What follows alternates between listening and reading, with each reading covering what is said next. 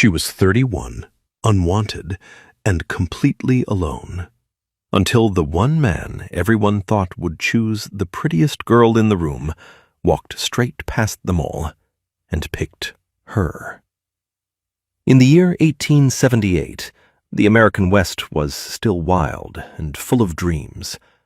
For a woman, turning 31 meant her chances of marriage were almost gone. People whispered that a woman of that age was too old. Amelia Vance understood this painful truth better than anyone. Amelia had been a school teacher in busy Boston. She loved opening books and watching children's eyes light up when they learned new words. But love and marriage had always stayed far away from her. She was tall, with plain brown hair, kind eyes, and a gentle smile. She was not beautiful in the way men usually noticed. 6 times she had answered advertisements for mail-order brides. 6 times she had packed her small bag and traveled to new towns with hope in her heart. Every single time, younger and prettier girls were chosen first. Amelia would stand quietly at the back, her hands folded, waiting. And every time, the men walked past her. Now, at 31, she was making her 7th and final journey. The train rattled toward the small town of Silver Bend. Amelia looked out the window at the endless, dusty land and whispered to herself, "This is my last chance. If no one chooses me here, I will go back to Boston and live alone forever." The train finally stopped at the tiny wooden station. Bright afternoon sunlight covered everything. Dust danced in the air. 15 women, most of them young and pretty, stepped down excitedly. A large group of men waited on the platform, ranchers in dusty boots, farmers with rough hands, and cowboys with wide hats. One by one, the men stepped forward and chose their brides. Happy voices and nervous laughter filled the air. "Miss, would you come with me?" one man asked a smiling blonde girl. "Yes, I would like that very much," she replied sweetly. Another man chose a girl with red hair. "You look strong and healthy," he said. "Thank you, sir. I promise to work hard," she answered. Amelia stood at the very end of the line. Her heart was beating so loudly she could hear it in her ears. Her hands felt cold. When the last young girl was chosen, silence fell over the platform. All eyes turned to Amelia. The men looked at her, then quickly looked away. No one moved. No one spoke. Amelia felt a sharp pain in her chest. Tears burned behind her eyes. She lowered her head and whispered softly to herself, "It's over. I knew it would end like this. I am done hoping." She bent down to pick up her old leather bag. Just then, heavy footsteps came from behind. A tall, broad-shouldered man walked through the crowd. Dust covered his boots and hat. He had a strong, serious face and kind but tired eyes. This was Silas Calloway, the most successful rancher in Silver Bend. Everyone knew his name. The crowd went completely quiet. Silas stopped right in front of Amelia. He looked at her carefully for a long moment.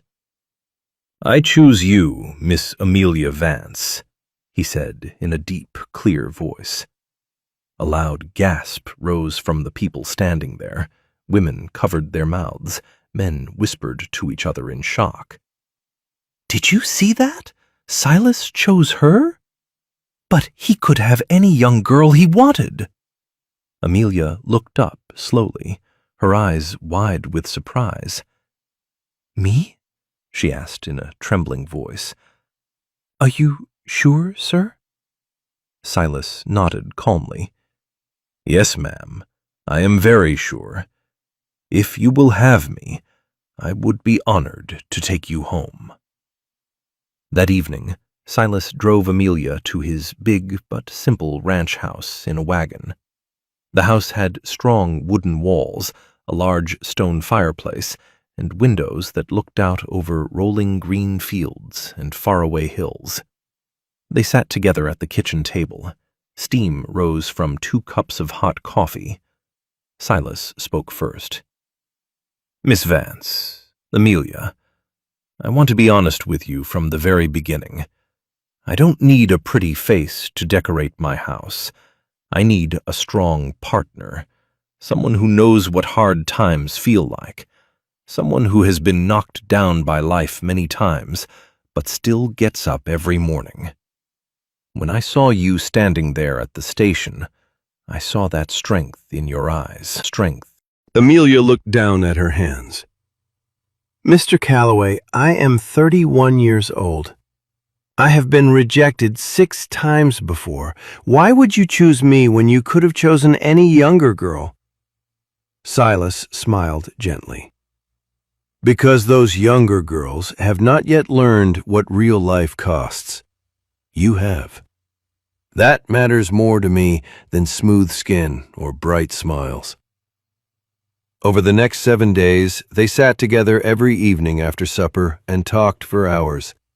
The conversations were slow, honest, and sometimes painful. One night, Silas told her about his past. "My first wife was Eleanor. She was a good woman. We were happy for 7 years. Then 3 years ago, she caught a terrible fever. I sat by her bed for days, holding her hand, praying she would open her eyes, but she never did. After she died, this big house became too quiet. I worked from sunrise till dark, but the loneliness followed me everywhere." Amelia's eyes filled with tears. "I am so sorry for your loss, Silas. That must have been very painful." Silas nodded. "It was. But life goes on. Now tell me about you, Amelia. Why did you keep trying even after being turned down so many times?" Amelia took a deep breath. "Because I was afraid of dying alone with no one to remember me. 6 times I stood in lines like today and watched other girls get chosen. Each time it hurt more. I began to believe there was something wrong with me. But I still hoped that somewhere there might be one man who would see me, not just my age or my plain face." Silas listened carefully. "I see you, Amelia. I see a woman with a good heart and a strong mind. I am not offering you only a marriage for convenience. I want a real partnership. You will be my wife, but also my equal. You will help me run this ranch, and if it pleases you, we can build a small school on this land. Many children around here have no teacher. You could teach them reading and writing. Would you like that?" Amelia's voice shook with emotion. "A school? Here? On your land? No one has ever offered me such a beautiful dream before. Yes, Silas, I would love that more than anything." On the 8th evening, after a simple dinner of beans, bread, and coffee, Silas reached across the table and took her hand gently. "Amelia, these past 7 days have shown me the kind of woman you are. I have come to respect you deeply. Will you marry me? Not because this is your last chance, but because you truly believe we can build a good, honest life together." Amelia felt her heart racing. All her life she had only heard the word no. She closed her eyes for a moment, then looked straight into his eyes. "Yes, Silas," she said clearly. "I will marry you, and I promise to be a good partner to you." Their wedding was quiet and simple. It was held in the small wooden church in Silver Bend. Only a few neighbors and ranch hands came. Amelia wore her plain blue dress from Boston. When the priest asked, "Do you, Amelia Vance, take this man to be your husband?" she answered with a steady voice, "I do." Life after the wedding was not easy or romantic like in storybooks. The first winter was very harsh. Cold winds howled across the open plains. Many cattle became sick. Food sometimes ran low. One freezing morning, Amelia stood in the kitchen trying to light the wood stove. "Silas, I have never cooked on a stove like this before. In Boston, we had coal. How do I keep the fire strong?" Silas came behind her and showed her patiently. "Like this. Add small pieces first, then bigger ones. You will learn quickly, I know it." Another day, while learning to ride, Amelia fell from the horse into the soft mud. She sat there laughing at herself. "I must look ridiculous." Silas helped her up, smiling. "You look like someone who is not afraid to try. That is what matters." When spring arrived, Amelia turned an old empty barn into a school. She swept the floor, made desks from wooden planks, and hung a blackboard on the wall. On the first day, only 8 children came. "Good morning, children," she said warmly. "My name is Mrs. Amelia Calloway.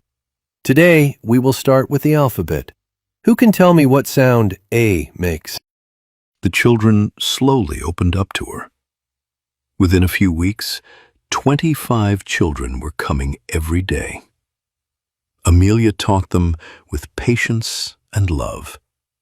She told them stories about courage, honesty, and never giving up. Difficult days still came. One night, a terrible storm hit. Strong winds tore part of the barn roof. The next morning, Amelia and Silas stood in the rain, looking at the damage. "What will we do now?" Amelia asked worriedly. Silas put his arm around her. "We will fix it together. That is what partners do." Another time, Silas caught a high fever and could not get out of bed. Amelia stayed awake for 2 nights, placing cool, wet cloths on his forehead and giving him medicine. "Amelia, you don't have to do all this," Silas said weakly. "Yes, I do," she replied softly. "You are my husband. Your pain is my pain now." When Silas finally opened his eyes and smiled at her, he whispered, "Thank you for staying with me." Slowly, a deep and steady love grew between them. It was built on respect, shared hard work, and quiet understanding. One beautiful evening, they sat on the porch watching the orange sunset. Silas spoke softly. "My love for you is different from the love I had for Eleanor. It is quieter, but it is just as deep and just as true. You have brought warmth and light back into this house, Amelia." Amelia rested her head on his shoulder. "I never believed I would find this kind of happiness. Thank you for seeing me when no one else did." Years passed peacefully. They had 3 children, first a daughter named Grace, then 2 strong sons, Thomas and Daniel. The house filled with laughter, tiny running feet, and happy voices. The school became bigger and more successful.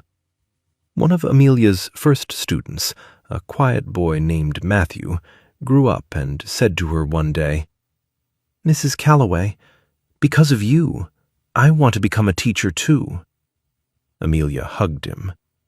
"Then go and open your own school. Change more lives." When Amelia and Silas became old, with gray hair and slower steps, they still sat on the same porch every evening. One golden sunset, Amelia took Silas's wrinkled hand and said, "I have no regrets, Silas. All those no's I heard in my life were not punishments. They were only leading me here, to you, to our beautiful children, to the school, and to the deep love we share." Silas smiled and gently kissed her hand. "And I thank God every single day that I arrived late to the station that afternoon. If I had come early, I would have missed the best partner he ever sent me. Their story spread across the whole county. People said that real beauty is not found in a young face or smooth skin. It lives in courage, patience, kindness, and a heart that never stops hoping. Amelia Vance had once stood alone and unwanted at a dusty train station. But because she never gave up, she found much more than a husband.